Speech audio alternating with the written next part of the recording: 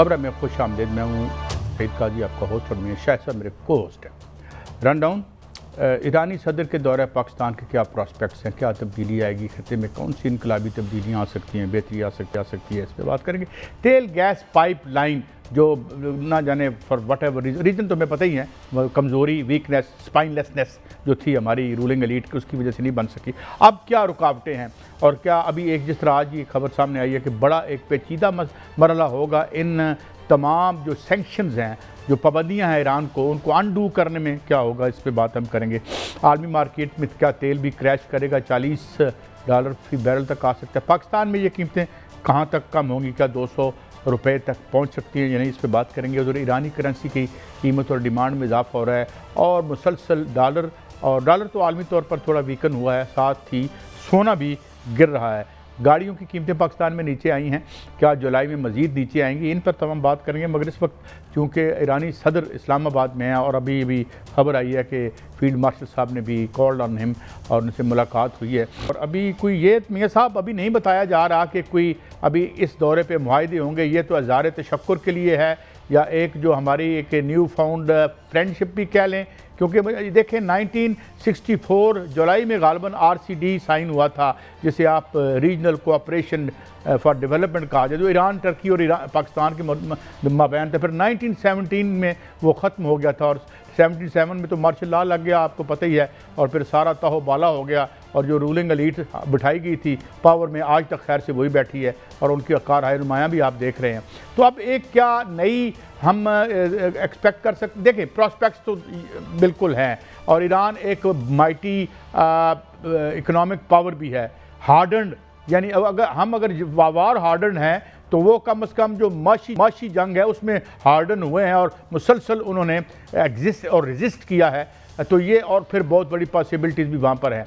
तो क्या इस दौरे में मैं इज़हार तशक्कुर होगा या पाइपलाइन पर कोई बात हो रही है, और पाइपलाइन के हवाले से अभी भी हमें अमेरिका बहादुर रात को ख्वाबों में आके डराता है कि नहीं बनवानी, या क्या होगा, what is the news for common people and their betterment. मियाँ साहब,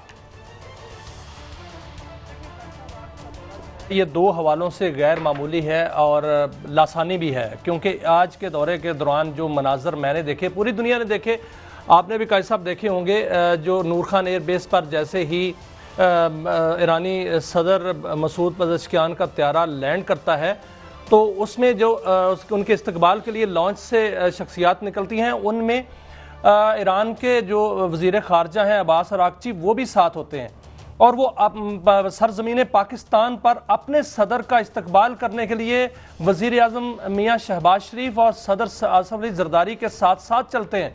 ये एक यूनिक मनाजर हैं जो पूरी दुनिया ने देखे हैं। ऐसा तो होता है कि वो अपने सदर के साथ आते तो यहाँ से क़यादत जो है उनकी जो है वो वहाँ उनका इस्तकबाल किया जाता।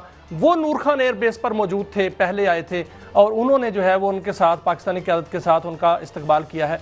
दूसरा, ये गैर मामूली इसलिए है कि जैसे ही पाकिस्तान के अंदर ईरानी सदर का त्यारा दाखिल हुआ तो JF थंडर शाहीनों ने उनको अपने हिसार में लिया और बाकायदा उनको प्रोटोकॉल के साथ नूर खान एयरबेस पे लाए। यहाँ पर जैसे वो उतरे तो उन्हीं इस त्यारों ने वहाँ पर उनको सलामी दी, 21 तोपों की सलामी दी गई, बच्चों ने फूल पेश किए और उसके बाद जिस तरह वालहाना तौर पर जो है वो मिले हैं ईरानी सदर पाकिस्तानी सदर से और पाकिस्तानी वज़ीर आज़म से, वो भी एक मनाजर जो थे वो यूनिक थे। अब ये दौरा जो है वो सिर्फ इज़हार तशक्कुर नहीं है, वो तो इज़हार तशक्कुर तो उनकी पार्लियामेंट के अंदर भी हुआ, उनकी सड़कों पर भी, ईरान की सड़कों पर पाकिस्तान के झंडे जो हैं लहराए गए और वहाँ पर भी जो है वो इज़हार तशक्कुर किया गया।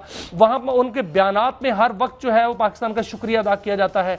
ये दौरा कई हवालों से गैर मामूली है। एक तो ये है कि कल की जो प्रेस रिलीज बड़ी अहम है, जो कल गुज़श्ता रोज़ आई, जिसमें ईरानी सदर के दौरे के बारे कहा गया था, उसमें एक लफ्ज़ था कि मुज़ाकरात होंगे। अब मुज़ाकरात क्या हैं? मुज़ाकरात जो हैं वो तजारती मुज़ाकरात हैं, दिफाई मुज़ाकरात हैं।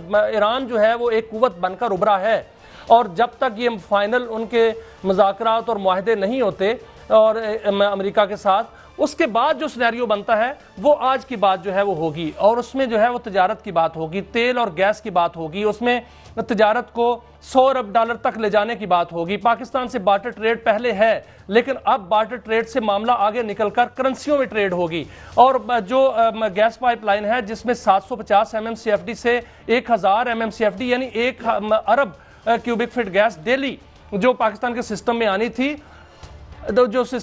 वो इसलिए नहीं आ पाई कि उसमें पाबंदियां थीं, उस पर $9 अरब की प्लेंटी है, वो खत्म होगी।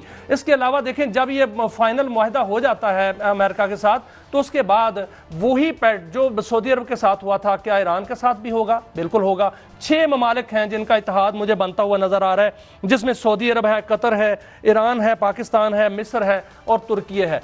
और ये इत्तेहाद जो है वो दिफाई इत्तेहाद भी होगा, तजारती इत्तेहाद भी होगा, सफारती इत्तेहाद तो पहले ही है।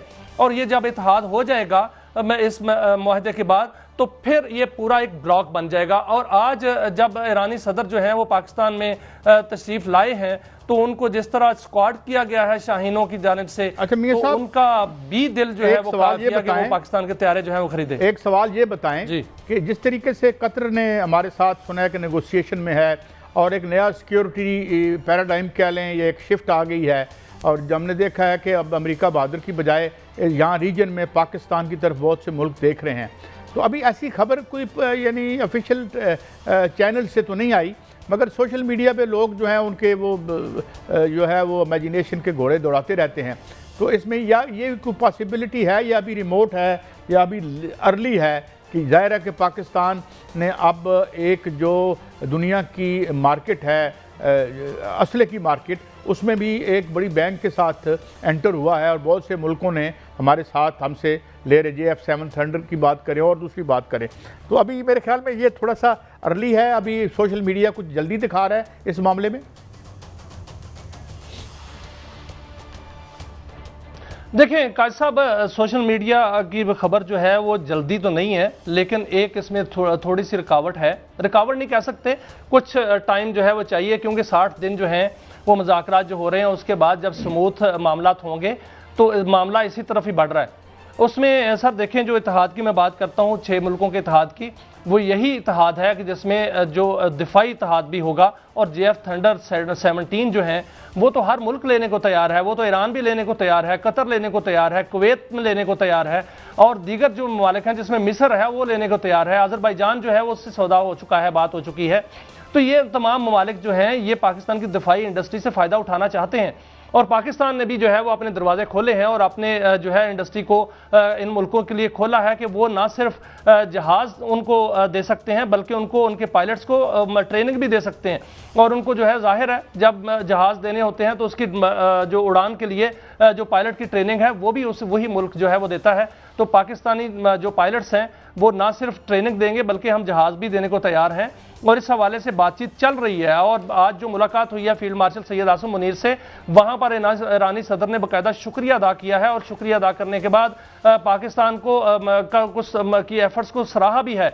और फील्ड मार्शल सैयद आसिम मुनीर ने भी इस मौका पर जो है वो ईरानी हौसले की दाद दी है, और जिस तरह ईरानियों ने पूरा हौसला भी दिखाया और इस मुज़ाकरात के लिए पाकिस्तान की बात भी मानी, पाकिस्तान के जो है वो साथ चले, तो इसको भी सराहा गया है। और ये जो मुलाकातें हो रही हैं जिसमें फील्ड मार्शल से मुलाकात हुई, वज़ीर आज़म से अभी जो है वो वज़ीर आज़म हाउस में ईरानी सदर मौजूद हैं, फिर प्रेसिडेंट हाउस में जाएंगे, तो ये सारे के सारा मुज़ाकरात की जानिब जो है वो मामलात बढ़ रहे हैं, तजारती मुज़ाकरात की तरफ, दिफाई मुज़ाकरात की तरफ। और यहाँ पर जो मुज़ाकरात होंगे उसके बाद वर्किंग ग्रुप आपस में मिलेंगे और टेक्निकल मुज़ाकरात बाद में होते रहेंगे, और इसमें वर्किंग ग्रुप एक तश्कील दे भी दिया गया है। अच्छा, ये बार्टर ट्रेड की बात हो रही है, जाहिर है हम कैश स्ट्रैप्ड हैं, डॉलरों की हमें बड़ी जो है, वैसे तो हम डॉलरों से बड़ी शॉपिंग करते हैं प्रॉपर्टियों की पूरी दुनिया में, लेकिन जाहिर है स्टेट के पास कमी ही रहती है।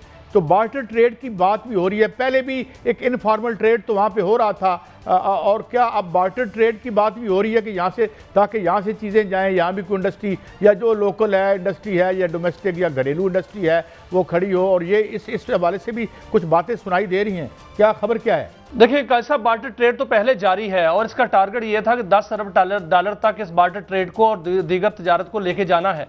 उसमें बहुत सी चीज़ें जो है पाकिस्तान भिजवाता है, वहाँ से भी पाकिस्तान में जो है फ्रूट, सब्जियाँ और दीगर अशिया जो है वो आती हैं, लेकिन पाबंदियां थी, बड़ी तजारत जो है वो शुरू नहीं हो पा रही थी, जो कि अब शुरू होगी, इसमें कोई शक नहीं। देखिए, जो भारत ईरान के अंदर अब तामीर नौ का काम होना है, बहाली का काम होना है, वो कंपनियां पाकिस्तानी होंगी और यहां से ही जो है वो मटेरियल भी पाकिस्तान से जाएगा, पाकिस्तान से सिमट जाएगा, पाकिस्तान से जो है वो दीगर जो कंस्ट्रक्शन इंडस्ट्री का स्टील जो है वो पाकिस्तान से फिनिशिंग प्रोडक्ट जो है वो जाएंगी। क्योंकि ईरान के अंदर जितने भी हमले हुए हैं अमेरिका के और इजराइल के, वो 18,000 से ज़ायद हमले हुए हैं। वहाँ पर इंफ्रास्ट्रक्चर को बहुत नुकसान पहुंचा है, बहुत सी इंडस्ट्री वहाँ पर तबाह हुई है। उसको बहाल करना है तो उसके लिए मददगार जो इंडस्ट्री है वो पाकिस्तान की होगी। बेस कैंप आप समझ लेंगे पाकिस्तान होगा, यहाँ से जो रॉ मटीरियल है वो वहां पर जाएगा और वहां पर जाके तामीर नौ करेगा और पाकिस्तानी कंपनियां ही करेंगी, पाकिस्तानी अफरादी कुव्वत करेगी, पाकिस्तानी हुनरमंद कुव्वत जो है वो वहां पर जो है वो ये सारे काम करेगी और इसमें जो है बाकायदा तौर पर नौकरियां भी मिलेंगी, जो जिसके बारे में ये कहा जा रहा है कि 20 से 25 लाख जो है वो रोजगार जो है वो वहां पर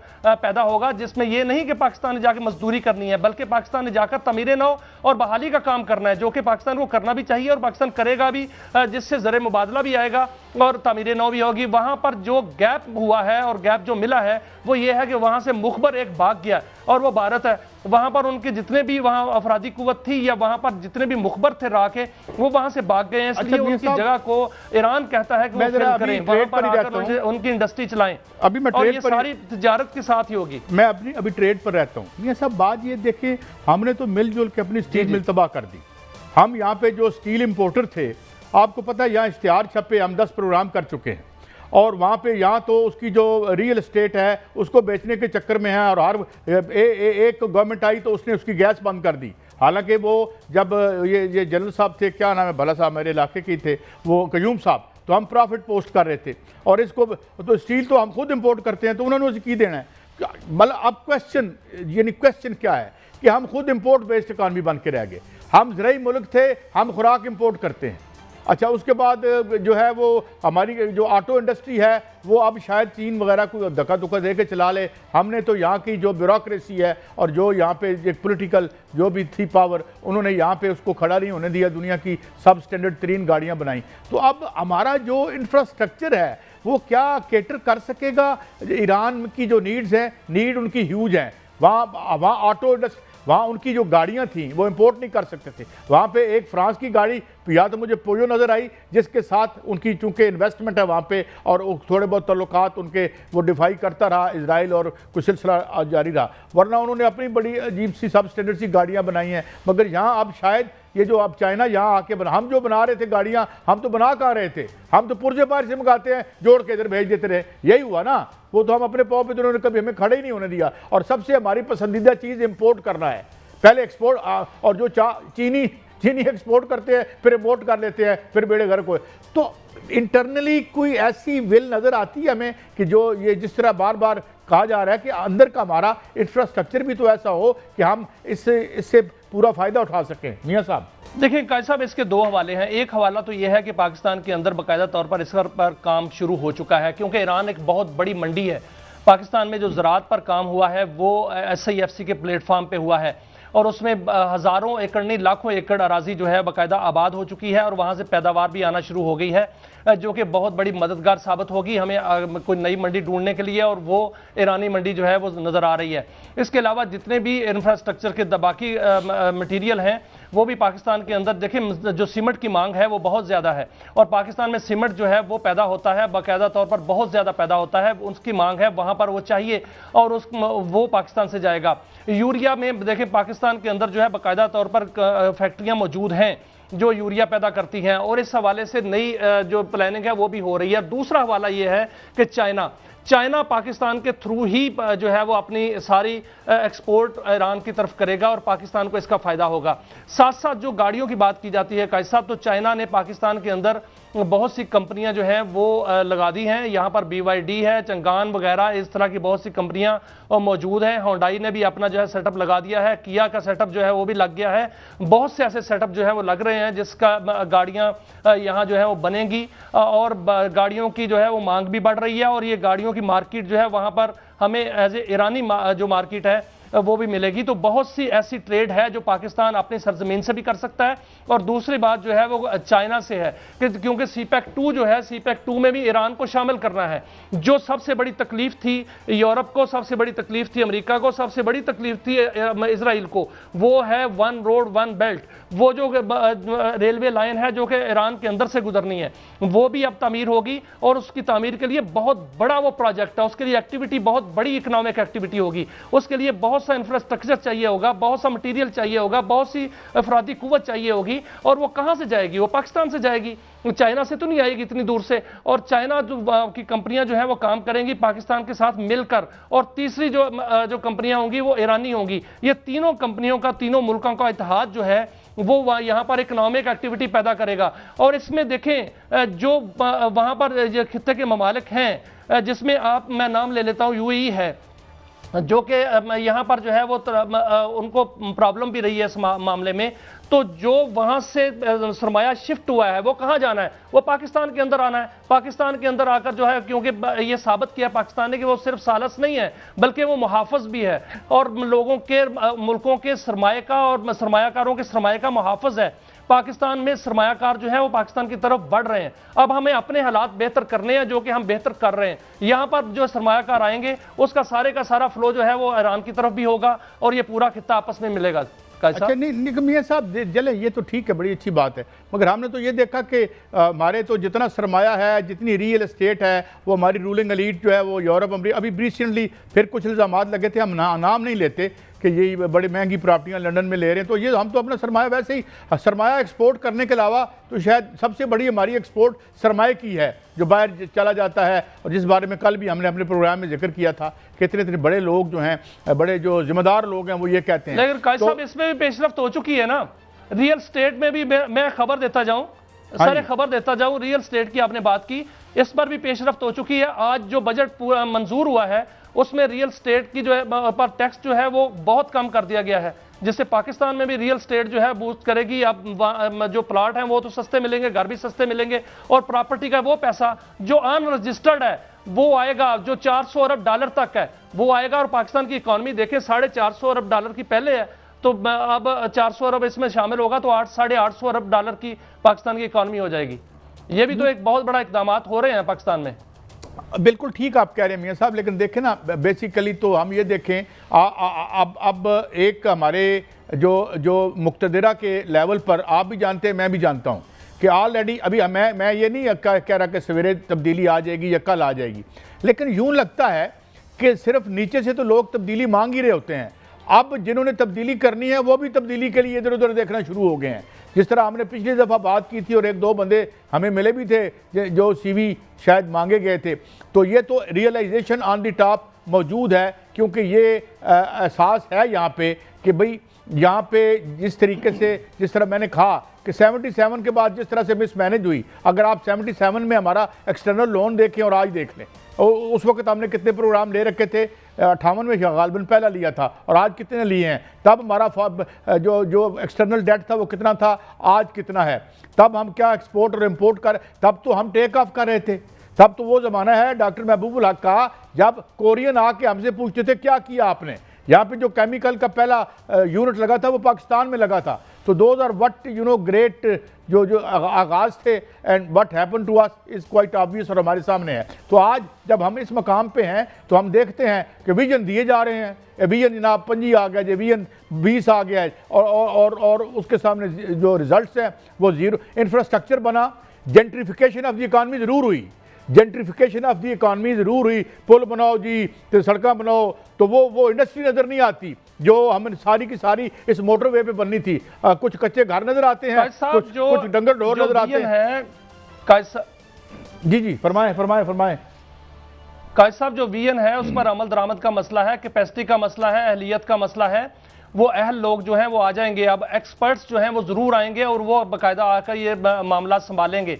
जो ये दौरा आज हो रहा है काजी साहब, ये बहुत गैर मामूली दौरा है और बड़ा ही सम्राट का दौरा है। इसमें सम्राट जो है अब इसके आने शुरू होंगे, क्योंकि ईरान जो है वो उन्होंने जो बातें की हैं यहाँ पर आकर ईरानी सदर ने, उन्होंने इजहार तशक्कर तो किया ही है। उन्होंने ये भी किया है कि हम आपके उसी तरह यानी ब्रदर हैं जिस तरह चीन है, जिस तरह सऊदी अरब है, बल्कि आगे आने वाले दिनों में मुझे तो और डेवलपमेंट नजर आ रही है। मुझे ये नजर आ रहा है कि पाकिस्तानी वजीर आजम का दौरा जो है वो बहुत जल्द और फील्ड मार्शल का सऊदी अरब का भी होने वाला है, और मोहम्मद बिन सलमान पाकिस्तान का दौरा करेंगे। आगे एक बहुत बड़ा दौरा जो है वो मुझे नजर आ रहा है, कुछ इतलात भी हैं। और ये दौरा सिर्फ जो अगला आने वाला सऊदी अरब का होगा वो सिर्फ दौरा नहीं होगा, यहाँ पर उनका एक विजिट नहीं होगा, बल्कि वो भी गैर मामूली दौरा होगा।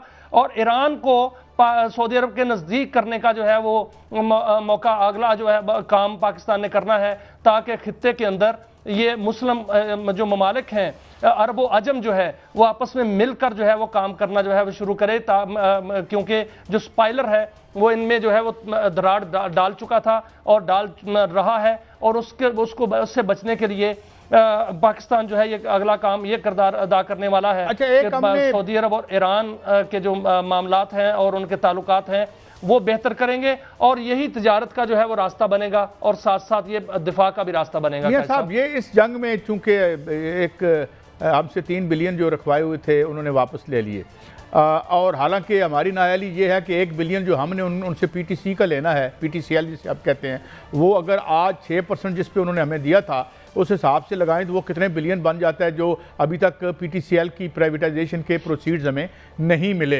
ये तो that also reflects on the, आप कह रहे हैं ना कि अहलियत का मसला है, अहलियत से ज़्यादा ना अहलियत का मसला है मेरे ख्याल में। तो क्या इस तरह के तरीके से ईरान से भी, अब ईरान चूँकि एक कैश फ्लो ईरान की तरफ शुरू होने लगा है, we are little bit cash strapped. हमने देखा सऊदी अरब ने हमें जो हमेशा मुश्किल वक्त में हमारी मदद की, हम भी उनके साथ खड़े हैं, और उनकी ये ज़ाहिर है अब जो हरम की तो जो निगहबानी वो है, ये तो वैसे ही एक बड़ा नेकी का काम है।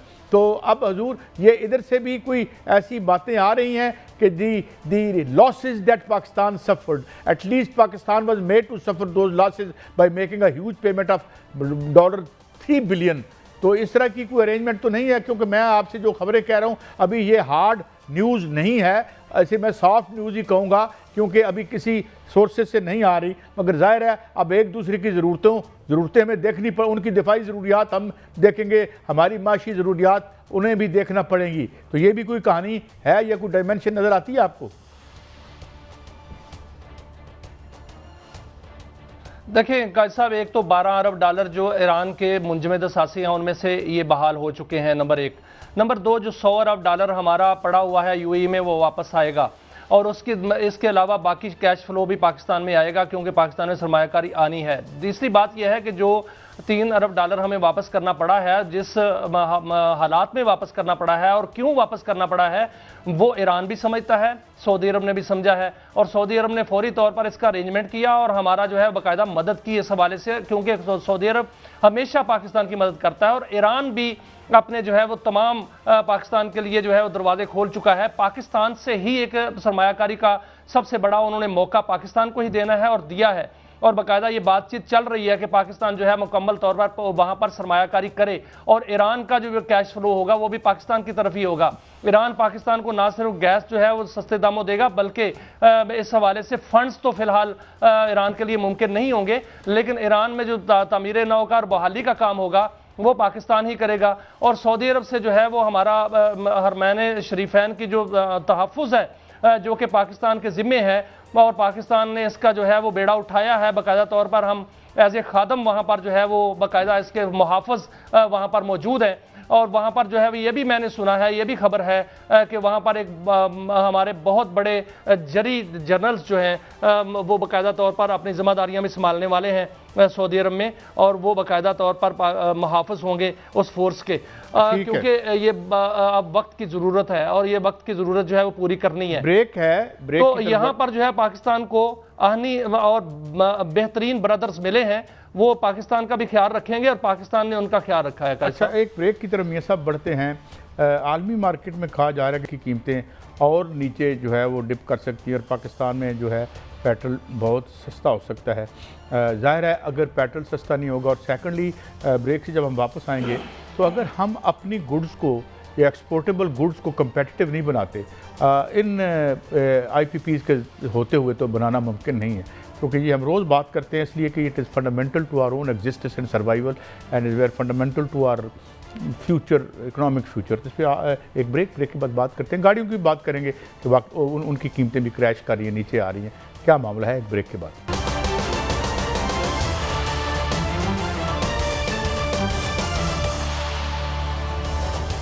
Welcome back. एक तो मियाँ साहब रिलीफ तो मिला, हमने पेट्रोल देखा 60 से 70 रुपये नीचे आया और दूसरे भी, और अब मज़ीद कहा जा रहा है कि अब नया हरमुज़ खुलने के बाद जो है वो मज़ीद ये नीचे आएगा। साथ साथ कोई एक खबर शायद ये भी चली है कि जी इसको वाकई सीरियसली अब एक काविश की जा रही है IPPs को रिफॉर्म करने की। आलो तादम गुफ्तगू कभी हमने ये होता नहीं देखा, दे आर सो अनटचेबल।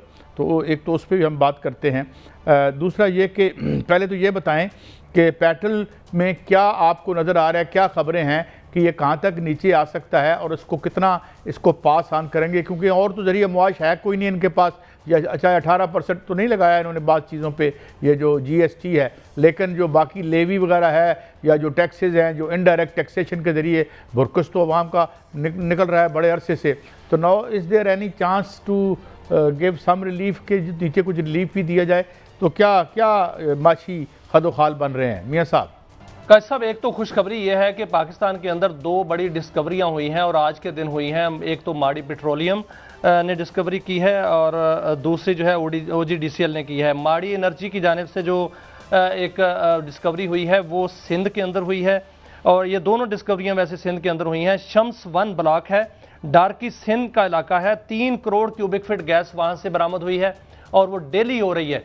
और इसके अलावा OGDCL का डिस्कवरी है 60 मिलियन क्यूबिक फीट गैस, यानी 6 करोड़ क्यूबिक फीट गैस जो है वहाँ से सिंध के इलाके से ये बरामद हुई है। ये तो टोटल जो है वो 9 crore cubic feet gas daily बनती है। एक तो ये बहुत बड़ी 2 ज़खायर जो हैं वो बरामद हुए हैं। दूसरी अब तेल की कीमतों पे आते हैं। आज ब्रंट ऑयल की कीमत जो है, जो कि दुनिया में 2 बड़ी मार्केटें हैं, एक ब्रंट ऑयल है, एक WTI अमेरिकी मार्केट है। हम ब्रंट ऑयल से तेल खरीदते हैं, तो आज तेल की कीमत जो है वो उसी सतह पर है जो जिस सतह पर जो है वो जंग लगी थी, यानी 28 फरवरी वाली सतह जो थी पेट्रोल मखाम तेल की, वो है $76 और 81 सेंट। ये जो है वो उस वक्त की कीमत है। अब एक तो ये है कि इस जुमे का जो जुमा आ रहा है इसमें भी बड़ी कमी होने का इम्कान है। इस वक्त कीमत जो है 258 होनी चाहिए, लेकिन इस वक्त 299 रुपये फी लीटर कीमत है, जो कि पिछले जुमे जो की गई थी 74 रुपये 73 रुपये, वो 100 रुपया होनी थी। हुकूमत ने उसका कुशन रखा और अगले जुमे उसका जो है पास ऑन करेंगे।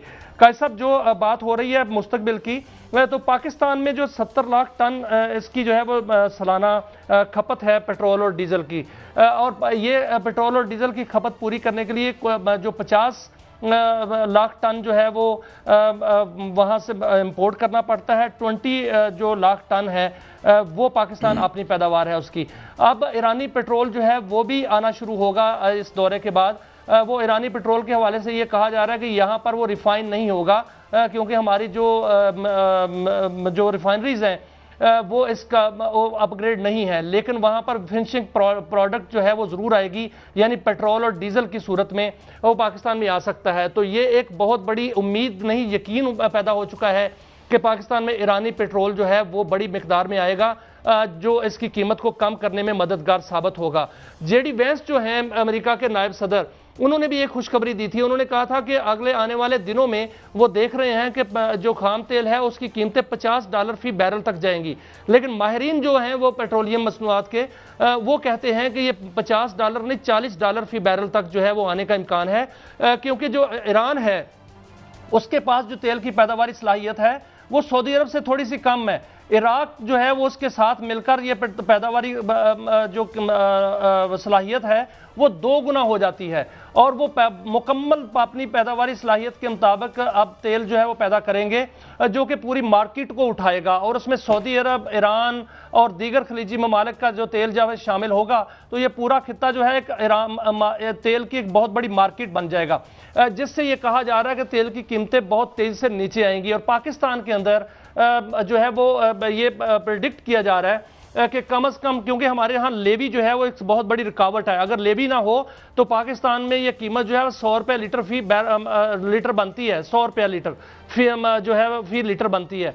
लेकिन चूंकि हमारी उतनी ही लेवी और उतने ही टैक्सेस हैं तो 200 रुपये तक फी लीटर जो है पेट्रोल पाकिस्तान के अंदर अगले आने वाले दिनों में, यानी जुलाई के एंड तक या अगस्त के शुरू में ये होने का इम्कान है। क्योंकि अभी जो पेट्रोल जो है पूरी आलमी सतह पर वो ये किया जा रहा है, पेट्रोल जो है, पेट्रोल तो वैसे तो ईरानी पेट्रोल बिक रहा है, कौन नहीं जानता। इस हवाले से बहुत सी बातें हुई हैं, मैं वो ISPR के जो हैं DG वो भी बात कर चुके हैं। लेकिन यहाँ की जो गवर्नमेंट वो कह रही है जी हमारे पास रिफाइनरी नहीं है, अच्छा भाई फिनिश प्रोडक्ट ले ले वहाँ से।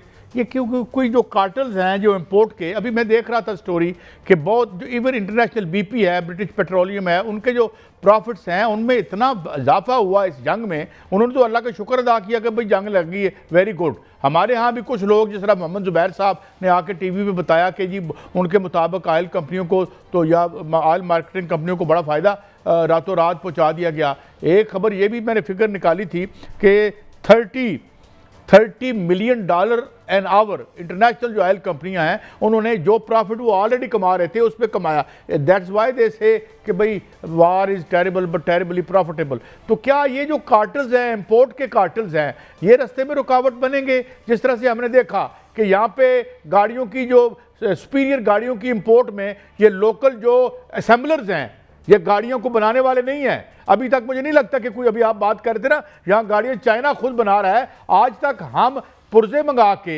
इंपोर्ट करके अपने डॉलर खर्च करके यहाँ जोड़ के उनको बेच रहे हैं। हमने अभी एक हमारी गाड़ी यूनाइटेड बनी है, मेरे ख्याल में, मैं अब नहीं कुछ कहना चाहता, अल्लाह करे वो और कामयाबी हासिल करें, लेकिन क्या इंटरनेशनल स्टैंडर्ड के मुताबिक हम उसे एक्सपोर्ट कर सकते हैं? तो ये हैं जो इश्यूज़ हैं, इस पर भी ज़रा फरमा दीजिएगा कि क्या जो कार्टल्स वगैरह के देखे ना। अभी मैं एक बात मुकम्मल कर लूँ, स्टील मिल का क्या हुआ? यहाँ पे हमें बताया गया जो स्टील मिल का इंडिपेंडेंट स्टेक होल्डर्स थे कि उन्होंने कहा कि ये जो इंपोर्टर थे उसमें बाकायदा नाम लिया, उन्होंने एक कैबिनेट मिनिस्टर थे इमरान खान साहब के दौर के, जिसमें कहा कि जनाब इन्होंने परवेज़ मुशर्रफ से मिल के टैरिफ ऊपर नीचे करके, तो उन्होंने बकौल उनके, और इसमें इश्तिहार छापा गया, अखबार में इश्तिहार छपे, और कौमी असम्बली की या सेनेट की कायमा कमेटी में ये बाकायदा इल्ज़ामात सामने आए कि जी स्टील मिल को तो उन्होंने इसलिए बुरकस निकाल दिया। जैसे मैं ये कह रहा हूँ कि स्टील ईरान कहाँ से, हम अपना स्टील तो खुद इम्पोर्ट करते हैं अपनी नालायकी की वजह से।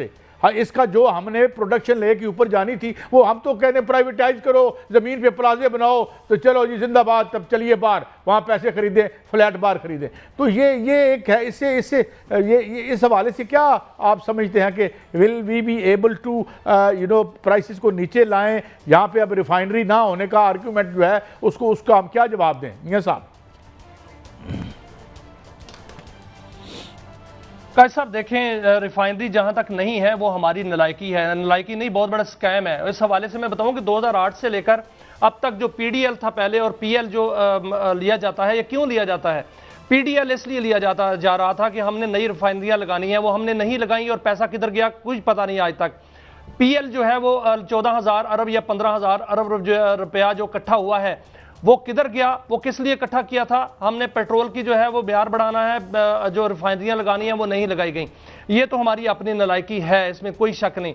सर जहां तक पेट्रोल की और इसकी बात है ऑयल कंपनियों की, इसमें कोई शक नहीं कि उन्होंने 70 से 75 अरब रुपए का मुनाफा कमाया, और उसके बाद कल जो है वजीर पेट्रोलियम के पास आकर उन्होंने एक बात की, उन्होंने कहा 104 अरब रुपए का उनको नुकसान हो गया है। तो इसमें और बार बार जो ईरानी पेट्रोल की जब बात होती है तो सबसे ज्यादा शोर जो है वो ऑयल मार्केटिंग कंपनियां और रिफाइनरीज वाले मचाते हैं। वो कहते हैं कि ऐसा मुमकिन नहीं है क्योंकि इनमें जो रिफाइन नहीं होगा, लेकिन ये बात कंफर्म है और बाकायदा तौर पर ये होकर रहनी है कि ईरानी पेट्रोल होकर आ रहा है। ईरानी पेट्रोल इस वक्त जो है अब तक स्मगल हो रहा था 200 से 250 अरब रुपए का सालाना, अब जो है बाकायदा वो लीगल वे के साथ आएगा। क्योंकि जिस दिन ये साइन हुए थे डिजिटल साइन, उस दिन ईरानी सफीर के साथ कैसर शेख साहब की मुलाकात हुई। उन्होंने कहा कि आप 2000 नहीं 3000 जो ट्रक हैं या टैंकर हैं वहां भेजें, वहां से ले आए, और वहां से जो है वो यहां से इस पार और उस पार जो है वो ट्रक जो है वो भेजे जाएं। ताफ्तान बॉर्डर खोल दिया गया। अब वहां जब बॉर्डर खोल दिया गया है, वहां से पेट्रोल आए, गैस आए, LPG आए, तो उसमें क्या फ़र्क है? उसमें एलपीजी भी आएगी, एलपीजी जो है वो सस्ती तरीन होगी। एलपीजी जो कि 300 रुपये फी किलोग्राम है, वो 100 रुपये तक फी किलोग्राम आ सकती है, अगर ईरान से आए तो आएगी। और जो पेट्रोल है वहाँ से फिनिशिंग प्रोडक्ट जो कि वहाँ से आकर इस्लामाबाद के अंदर, जहाँ मेरा ऑफिस है यहाँ जीएनएन का, यहाँ पर नज़दीक एक पेट्रोल पंप है, यहाँ पर भी आ सकता है। और यहाँ पर मैंने सुना है बाकायदा लोगों, पेट्रोल पंप मालकान से, कि यहाँ पर अगर ईरानी पेट्रोल आता है तो 100 रुपये लीटर पड़ता है, और अगर 100 रुपये लीटर यहाँ पर पड़ता है तो आप उसके जो है उस पर लगा लें अपने टैक्स, तो 200 रुपये लीटर में भी बेच सकते हैं आप। तो वो जो पेट्रोल है वो तो आना है, और पाइपलाइन जो है गैस की पाइपलाइन है वो तो बननी है। उस पर सबसे बड़ा जो ईरान ने पाकिस्तान को कुशन दिया है और फेवर की है, वो ये करने वाले हैं या करेंगे आगे, वो जो प्लेंटी है वो खत्म हो जाएगी। वो अगर प्लेंटी खत्म हो जाती है तो फिर हमारा काम है कि हम आगे से गैस पाइपलाइन डालें और गैस जो है वहां से आना फ्लो शुरू हो जाए। एलएनजी से जान छूट जाएगी, $15 अरब से जान छूट जाएगी। अब बात तो ये है, जो सरमाया वहां से हम बचाएंगे, बिल जो है बदरामदी बिल इधर से जो है वो शुरू हो जाएगा, तो आप देखें हमारे ज़रीम बादला के ज़खायर 2 गुना हो जाएंगे। तो काजी साहब बिल्कुल ठीक है, मतलब ये तो बड़ी आसान और सादा सी बात है कि अगर स्टेट में बिल है और स्टेट के बिल हो तो वो ये जो बिजली के ब्लैकिए हैं, ये जो चीनी के ब्लैकिए हैं, जो है फिर जाली रिपोर्ट के बताते हैं ये तो इस वजह से हो गया, हमने 300 अरब की, वो गंदम में जो किया था मुबैना तौर पर काकड़ साहब ने, जिसका जिक्र हनीफ अब्बासी साहब ने भी किया था, उन्होंने भी एक जवाब दिया था उनको। तो ये अगर these are the real hurdles and if we can remove them, I think there is can be a little relief for the common people. Break से वापस हाजिर होंगे तो बात करेंगे ईरानी करेंसी में क्या मामला चल रहा है, गाड़ियों की कीमतें की जुलाई में कह रहे हैं कि फिर और नीचे आएंगी। अच्छी बात यह है कि मैं फिर अप्रीशिएट करते हैं गवर्नमेंट को कि जो सोलर की कीमत नीचे आई है, उम्मीद लगी है कि ये जो वेस्टेड इंटरेस्ट है, उससे वेस्टेड इंटरेस्ट और पाकिस्तान का इंटरेस्ट जो है ये टकरा रहा है और हमें अपना इंटरेस्ट देखना पड़ेगा। और ये अच्छी खबर है कि सोलर की कीमत नीचे आई। ब्रेक पर हाजिर होते हैं हमारे साथ ही।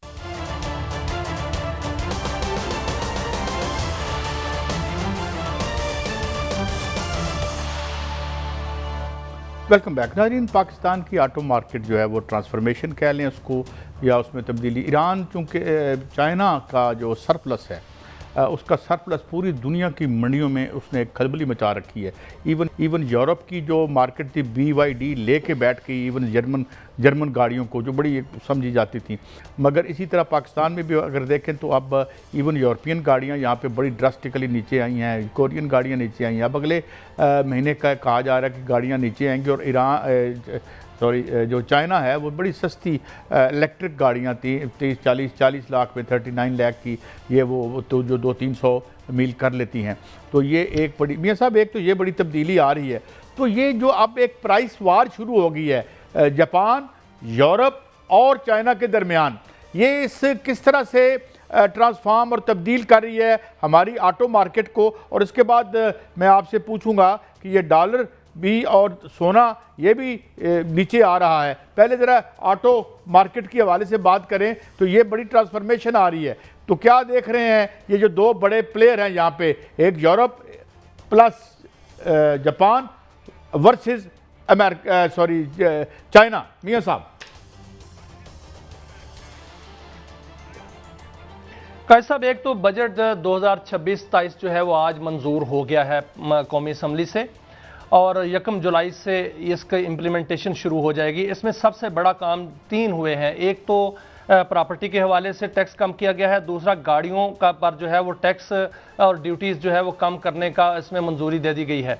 बड़ी गाड़ियां जो हैं 3000 सीसी से ऊपर की गाड़ियां जो हैं उन पर रेगुलेटरी ड्यूटी जो है वो रहेगी और थोड़ी सी बढ़ेगी, लेकिन उससे कम जो गाड़ियां हैं 3000 सीसी से, उनसे जो है बाकायदा तौर पर ड्यूटी जो है वो कम की गई है और बतदरीज कम कर दी जाएगी। और ये कहा जा रहा है कि जो दरामदी गाड़ियां हैं जो जापान से दरामद की जाती हैं या यूरोप से दरामद की जाती हैं या दीगर ममालिक से दरामद की जाती हैं, उनकी कीमतों में जो है वो खातर खा कमी आएगी। उसमें 10 लाख से 40 लाख रुपए फी गाड़ी जो है वो सस्ती हो सकती है, ये कहा जा रहा है माहिरीन की जानिब से।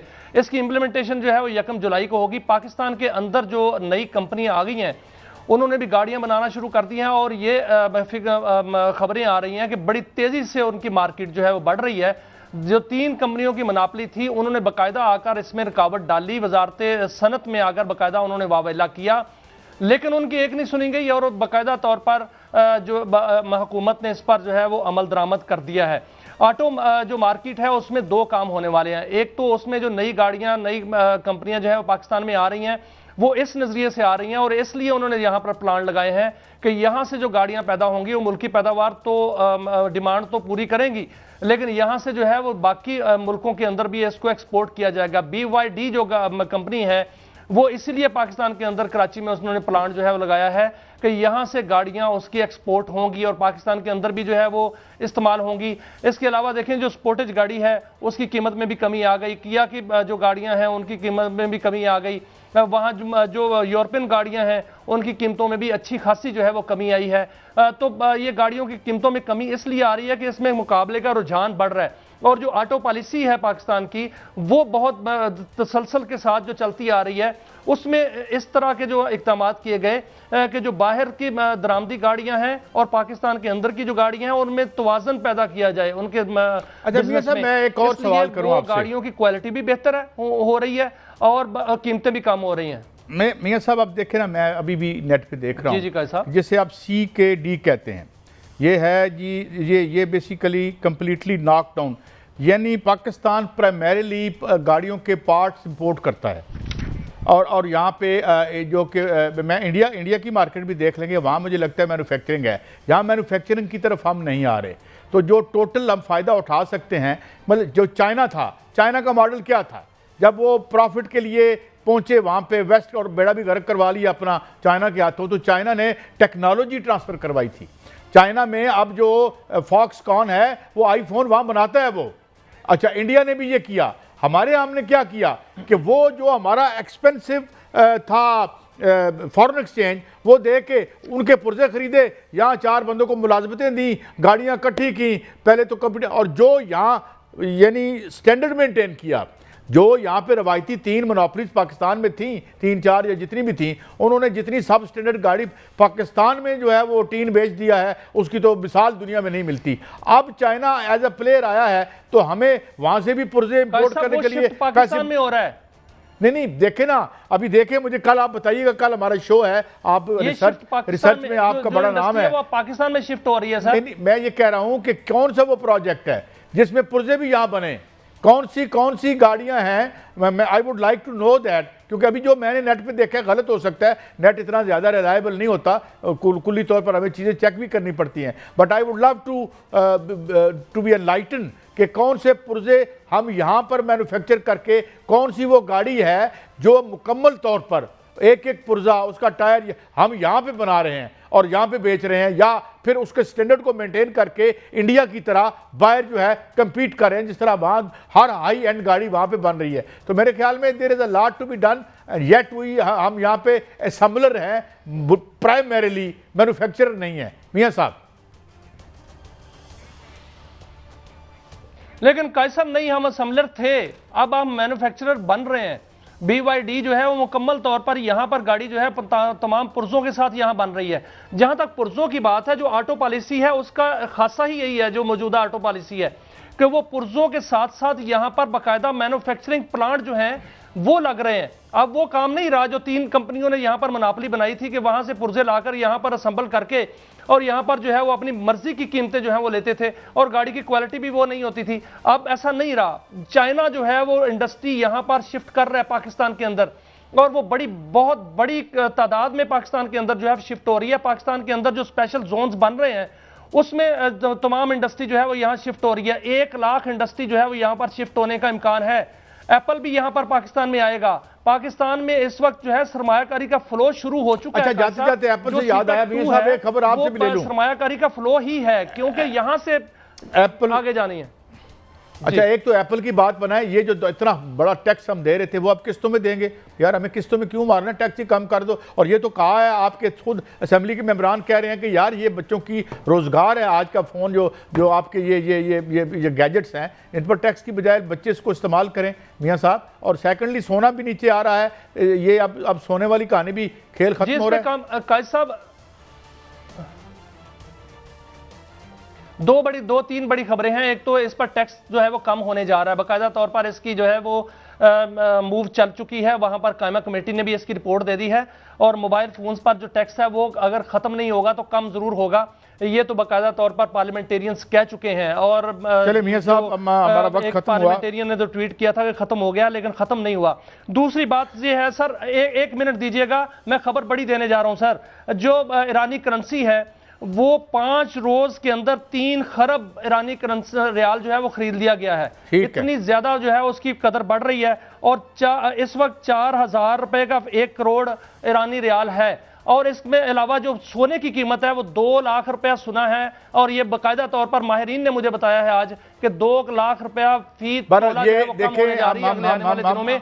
अभी फौरी नहीं होगी, लेकिन बतदरीज जो है ये 2 लाख रुपया फी तोला जो है वो कम होने जा रही है। प्रोग्राम क्लोज करते हुए हम ये कह दें, we are not recommending to buy anything and we are not part of that kind of speculation, so you should be careful और अपने फैसले आपने सोच के मुताबिक करें। वी आर नॉट प्रोग्राम का वक्त खत्म हुआ, कल फिर मिलेंगे। अल्लाह हाफिज़।